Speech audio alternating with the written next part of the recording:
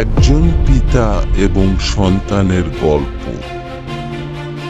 একদিন পিতা ঘুম থেকে উঠার পরে সকালবেলায় দেখতে পেল ছেলে কোরআন তেলাওয়াত করতেছে।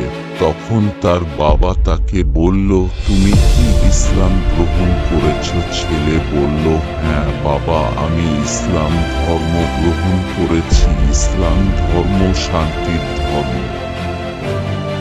হযরত মুহাম্মদ সাল্লাল্লাহু আলাইহি সাল্লাম তিনি আল্লাহর বান্দা ও রাসূল।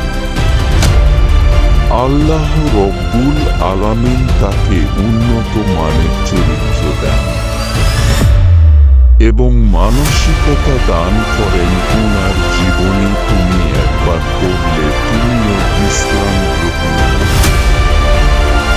তখন তার বাবা তার উপর চরম গোসা হয়ে তাকে বাড়ি থেকে বের করে দেয়। কিছুদিন পর তার বাবা হঠাৎ করে চিন্তা করে দেখল যে তার ছেলে তো অনেক মেধাবী, সে তো ইসলাম গ্রহণ করতে পারে।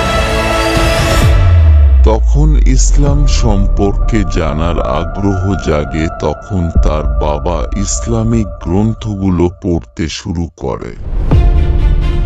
এক পর্যায়ে তার পিতা ইসলামের সৌন্দর্য দেখে চোখের পানি ধরে রাখতে পারল না যে সে কিভাবে তার ছেলেকে বাড়ি থেকে বের করে দিল। তখন সে তার ভুল বুঝতে পেরে নিজেও ইসলাম গ্রহণ করে ফেলল। সুবহানাল্লাহ।